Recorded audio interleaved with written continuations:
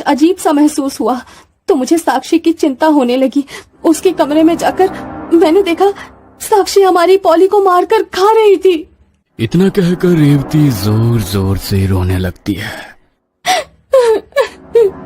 मेरी बच्ची ने कभी अंडा तक नहीं खाया, आज वो एक जानवर को मारकर कच्चा खा गई।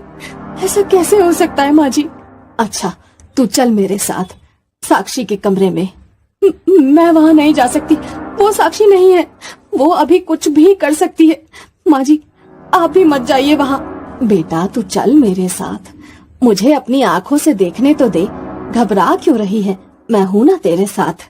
रेवती जाना तो नहीं चाहती थी, लेकिन सास सुनीता के बार बार कहने पर वो उनके साथ फिर से बेटी के कमरे में जाने के लिए तैयार हो जाती है। सास सुनीता आगे आगे चल रही थी और रेवती घबराते हुए धीमे कदमों से उनके पीछे पीछे आ रही थी। साक्षी के कमरे के सामने पहुंचकर सुनीता भड़ाक से दरवाजा खोल देती है और फिर थोड़ा घबराते हुए अपना कदम कमरे के अंदर रखती है। अंदर का नजारा देखकर सुनीता बिल्कुल हैरान हो गई थी। उसके चेहरे के भाव बदलने लगे थे और त्योरियां चढ़ गई थी। इधर आओ जरा। नहीं माँ जी मैं नहीं आऊंगी, अब देख लिया ना आपने, मैंने कहा था ना मत जाइए वहाँ। अब आप चलिए यहाँ से, मैं अंदर नहीं आने वाली। मैंने कहा ना अंदर आ, देख अपनी आंखों से देख। सुनीता रेवती का हाथ पकड़कर उसे साक्षी के कमरे के अंदर खींच लेती है। अंदर का नजारा देखकर तो रेवती भी हैरान रह गई थी। कमरा बिल्कुल साफ सुथरा दिखाई दे रहा था और साक्षी मासूमियत से अपने बिस्तर पर आंखें बंद करके सो रही थी। कमरे में ऐसा कुछ भी नजर नहीं आ रहा था जैसा रेवती ने बताया था। बहू क्या है ये सब? यहाँ पर कोई भूतिया उपन्यास की कहानी चल रही है क्या? तुमने जरूर कोई बुरा सपना देखा होगा और आकर पूरा घर सर पर उठा लिया। साक्षी तो बड़े आराम से सो रही है और यहाँ कमरे में मुझे ऐसा कुछ नजर नहीं आ रहा जैसा तुमने कहा था। जान निकाल कर रखती तुमने मेरी। मुझे ऐसा लगता है तुम ठीक नहीं हो। ऐसा करो तुम अपने कमरे में जाकर आराम करो और सुबह भी तुम्हें जल्दी उठने की कोई जरूरत नहीं है। सुबह मैं नौकरों से कहकर काम करवा लूंगी। तुम अपने कमरे में आराम करना। साक्षी को मैं अपने कमरे में ले जा रही हूँ। आज वो मेरे कमरे में ही सोएगी, मैं ध्यान रखूंगी उसका। नहीं माँ जी मुझे कोई धोखा नहीं हुआ, मैंने सब कुछ अपनी आंखों से देखा था। आप बस राज को फोन करिए, उन्हें जल्दी से जल्दी घर बुलाइए, मेरा दिल बहुत घबरा रहा है। अच्छा ठीक है, अभी तू शांत हो जा और आराम कर। मैं फोन करती हूँ राज और विराज को। कुछ नहीं होगा, हिम्मत रख। ऐसे घबराने से तो तेरी तबीयत बिगड़ जाएगी। भरोसा रख, मैं हूँ तेरे साथ, कुछ गलत नहीं है यहाँ। सास के समझाने पर रेवती अपने कमरे में चली जाती है और सुनीता भी साक्षी को गोद में उठाकर अपने कमरे में लाकर अपने बिस्तर पर ही उसे सुला लेती है। साक्षी को सुलाने के बाद सुनीता कमरे की लाइट बंद कर देती है और खुद भी बिस्तर पर आंखें बंद करके लेट जाती है। जैसे ही कमरे में सन्नाटा होता है, अचानक से बिस्तर पर सोई साक्षी की आंखें खुल जाती है और उसके चेहरे पर एक डरावनी मुस्कान दिखाई देने लगती है। सुबह होने में अभी 2 घंटे बाकी थे और रेवती के लिए ये 2 घंटे बिताना जैसे बहुत मुश्किल हो रहा था। सुबह के 5 बज गए थे और सुनीता अपने कमरे से बाहर आकर हॉल में बैठी हुई थी। तभी रेवती भी अपने कमरे में आकर हॉल में बैठ जाती है। तू इतना जल्दी क्यों उठ गई? मैंने कहा था ना तुम सुबह में आराम करना, साक्षी का स्कूल वगैरह मैं देख लूंगी। माँ जी आप सोने की बात कर रही हैं, मुझे पूरी रात एक पल के लिए भी नींद नहीं आई। वो मंजर मेरी आंखों के आगे से हट ही नहीं रहा।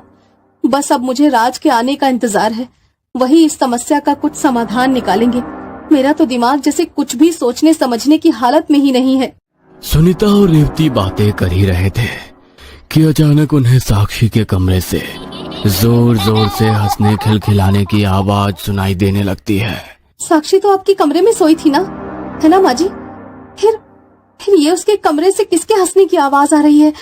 ऐसा लग रहा है जैसे 2 लोग साथ में हंस रहे हों। वही मैं भी सोच रही हूँ बहू, साक्षी तो 7 बजे से पहले उठती ही नहीं है।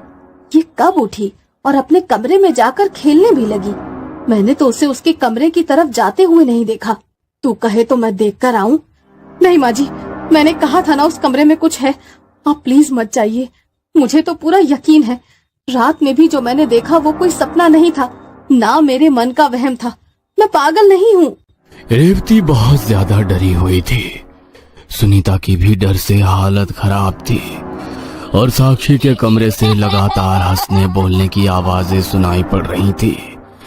दोनों घबराई हुई सीधी कमरे की ओर देख रही थी कि तभी रेवती को अपने कंधे पर एक गर्म सा हाथ महसूस होता है। रेवती मुड़कर देखती है तो उसे अपने पीछे साक्षी खड़ी हुई दिखाई देती है, जिसे देखकर रेवती की चीख निकल जाती है। क्या बात है मम्मा, आप मुझे देखकर चीखी क्यों? तुम यहाँ कब और कैसे आई?